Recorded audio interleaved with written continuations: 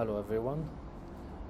We are going to talk about production planning, which is the most important aspect of all manufacturers. And during this presentation, we would like to understand how to do forecasting, and from forecasting how to do planning, and then from planning how to plan your raw material. So going forward, first of all, we are going to talk about benefits of proper production planning.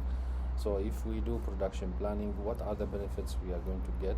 Everybody knows in the manufacturing environment that the most important thing is how we can utilize the material and resources, and this is going to be very important for our production to be optimal, is that we use the proper and the perfect resources quantities, which means the employees, the workers, everybody who is involved in directly or indirectly to the production. So doing production planning will improve your overall equipment effectiveness, and will give you also a good profitability, especially when you are doing the proper forecasting. You will understand exactly how much you need of material, how much you need of resources. So what are the data that are required? First of all, you need to have the bill of materials for all the products, plus the stages and the levels of the production that everyone knows about it in production and manufacturing environment, which also includes also the labor that is required in each and every stage, and the electricity that is going to be used. The other data that is very important also to be having it is a history of your sales. How much sales have you done? And the perfect situation is that you have a 24 months of sales data that can help a lot in getting the production forecasting. So the work plan is going to be a procedure that is required so that we can do the proper production planning. It starts by organizing all the data that we have, especially for the forecast of 24 months that will help us now to forecast the next 12 months.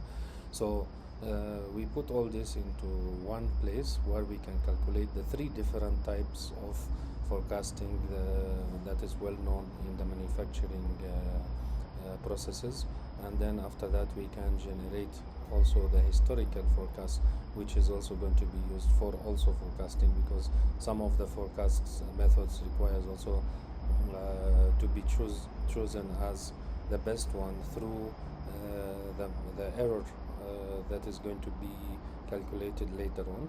Then we organized all these products into a product diagram with labor and electricity and bill of materials. After that, we set all the capacity and inventory constraints to help us in solving the optimization problem, which is going to maximize our profits and give us the optimal quantities that is now going to be produced, or that can help in production while you are maximizing your profits. And then we use this demand forecast with the optimal quantities as a priority to put in a stock cards, whereby each and every product will have a stock card with opening, closing balance, and then estimating the production that is going to be used. After that, we choose between all these strategies that we have for production planning, from chase to optimal planning, or to let us say the level one, which is going to be also the fixed production, and we choose the best one through analyzing the error from historical forecasting against actual production. And after that, we use this plan of production to plan our raw materials also by making stock cards of the raw materials, and then putting the opening and closing balance. After we know exactly each and every product how much is required to be produced, and during this raw material forecasting, we are also going to use the optimal ordering, which is more related into procurement.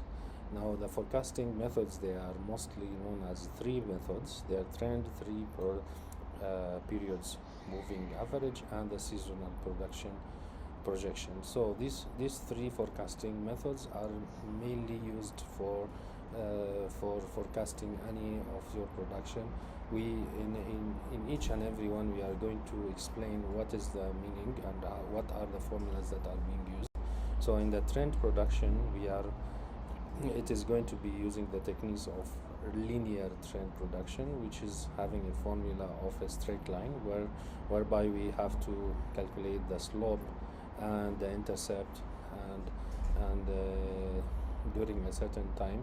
So this is going to be using the 24 months forecast to be able to use this function, and then from that function we are able to put the forecasting of the next 12 months.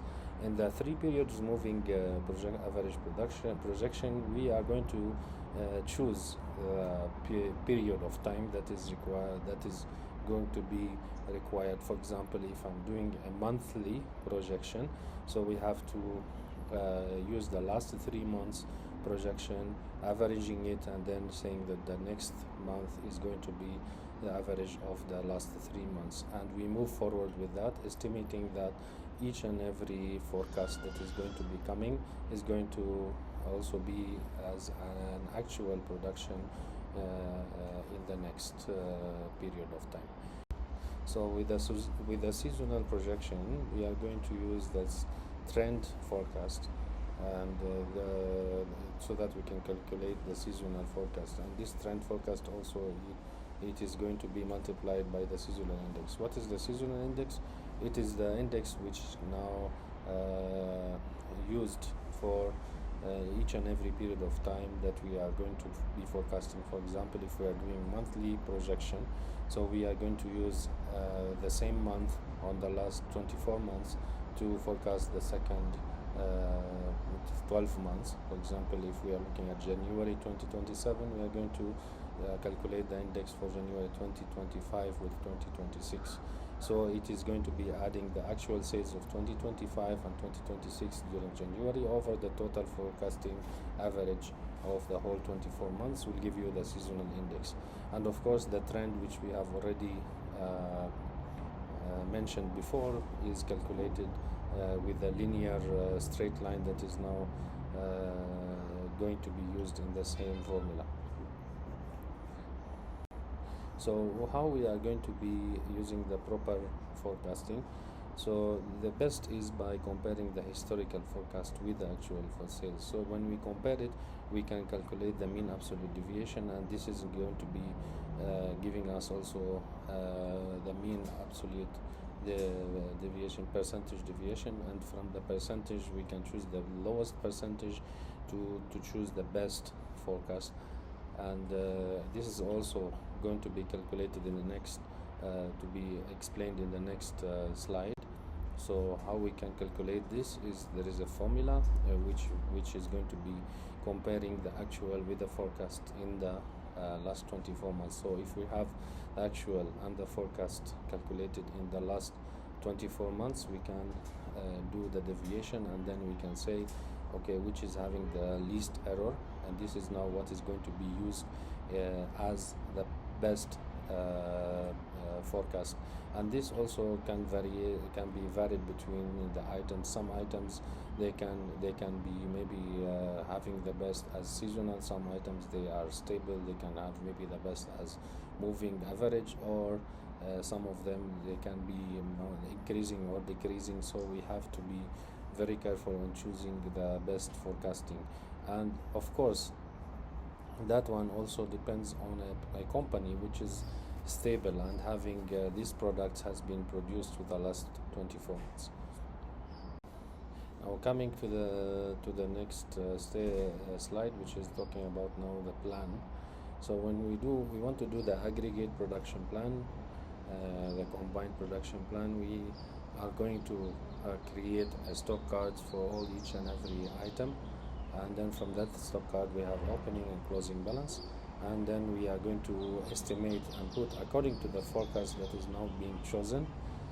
We will choose that number to be the projection in production, and then we of course prioritizing the optimal quantity to maximize the profitability. We are going to use those items, and then when we put it, we have to take under consideration that the constraints of the inventory, so that we don't overstock or use higher capacity of the quantities. So we are going to choose now after that between the optimal chase or level plans, whereby the constraints of the inventory is being taken under consideration, at the same time using priority as optimal quantities. So these are the three main different strategies for planning: chase, level, and optimal. And as you can know, the chase strategy is to adjust the production to match the demand, and the level is to keep it constant, while optimal is to use the optimal quantity that is calculated in the optimization problem, where you can maximize your profit. So the chase planning, it follows the demand forecast. It is more effective in case of flexible workforce, and it means that chase the demand. That is the meaning of it. And then when the demand increases, hire more workers, production. When the demand decreases, hire less demand. So this is mostly effective when you are having flexibility in workforce, especially people who are using the casuals a lot.